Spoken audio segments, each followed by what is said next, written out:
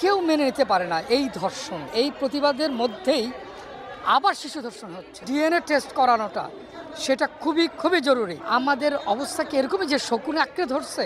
আচ্ছা, দিন না হয় একটা আইনের বদলতে হয়েছে, সেটা কমিয়ে নিয়ে আসা যায়। আন্তর্জাতিক নারী দিবসের দিনও 3টা ধর্ষণের ঘটনা আমি জানি। আমরা পারবো প্রতিবাদ করতে, সরকার পারবে দমন করতে। আসলে আজকে আমাদের না, এখন এই প্রবলেমটা এটা গোটা বাংলাদেশের, এটি শুধু আমাদের না। যে যার যেইখান থেকে যেভাবে পারছে ভেতর থেকে, এবং মানুষের, আমরা যারা হিউম্যান বিং, আমরা আসলে এটা ব্যক্তি বা প্রতিষ্ঠান বা কেউ মেনে নিতে পারে না এই ধর্ষণ।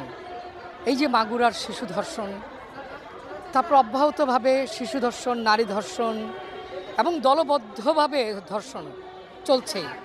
এবং আমি একটু আগে বলতেছিলাম যে এত যে প্রতিবাদ হচ্ছে, সবচেয়ে দুঃখজনক এই প্রতিবাদের ভেতরে, এই প্রতিবাদের মধ্যেই আবার শিশু ধর্ষণ হচ্ছে।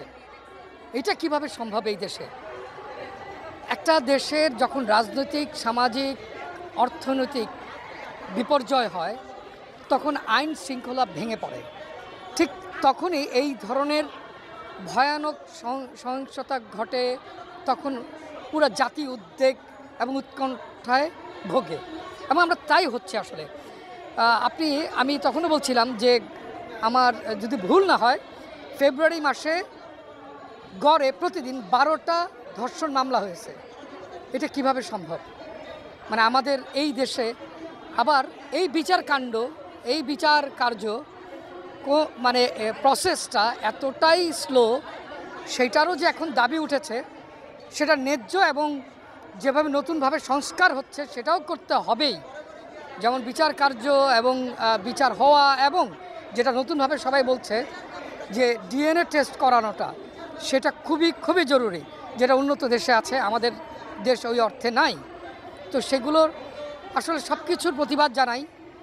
আসলে আমরা কোনোভাবেই কাম্য না যে আমরা আমাদের এত সুন্দর একটা দেশ, এই স্বাধীন দেশে, এই বাংলাদেশে, এই যে সোনার বাংলাদেশ বলি, এই দেশে এইভাবে ধর্ষণ হবে, এইভাবে আমার বাচ্চাটা, আমার শিশু, কোনোভাবেই আমি ভাবতে পারি না যে একটা 7-8 বছরের বাচ্চাকে ধর্ষণ করবে। জাতির, আমাদের অবস্থা কি এরকমই যে শকুনে আঁকড়ে ধরছে? তা তো না। যাক, এগুলো শুধু বলাই যাবে, কিন্তু কার্যকর হচ্ছে এটাই যে সরকারকে এখন পদক্ষেপ নিতে হবে। সরকারকে এখন অনেক বেশি আগে থেকে, এবং বর্তমান যে আইন সংশোধন, এগুলো করে যত দ্রুত সম্ভব এই বিচারগুলো নিষ্পত্তি করা, এবং ধর্ষকের দৃষ্টান্তমূলক শাস্তি, যেটা আমরা বলতেছি মৃত্যুদণ্ড, যদি হয় তাই হবে। না, যুক্তিগত এগুলো হচ্ছে যত, আসলে দেখেন, যুক্তিগত হচ্ছে যেগুলো তো আইন করে হবে, এগুলো যত কমিয়ে নিয়ে আসা যায়।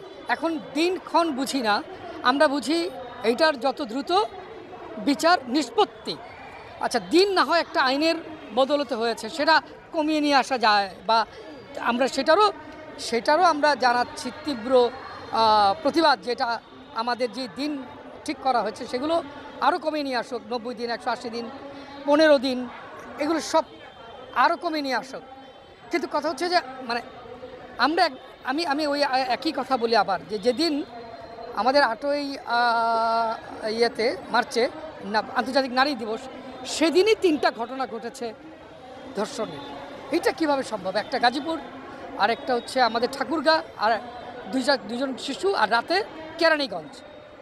আমরা কোথায় গিয়ে পৌঁছেছি যে আন্তর্জাতিক নারী দিবসের দিনও 3টা ধর্ষণের ঘটনা আমি জানি, তার আরও জানি, আরও হয়তো আছে। আবার আজকে যখন আমরা এখানে দাঁড়িয়ে প্রতিবাদ করছি এই প্রেস ক্লাবে, আজকের সকালের ঘটনাও আছে ধর্ষণের। এগুলো তো মেনে নেওয়া যায় না। এগুলো বললাম তো, সরকার এখন জাগ্রত হওয়ার টাইম। সরকারই পারে এগুলো দমন করতে, আমরা পারবো প্রতিবাদ করতে, সরকার পারবে দমন করতে। আমাদের স্ট্রেংথ, আমাদের ভোকাল, আমাদের প্রতিবাদ, আর সরকারের স্ট্রেংথ এগুলো কার্যকর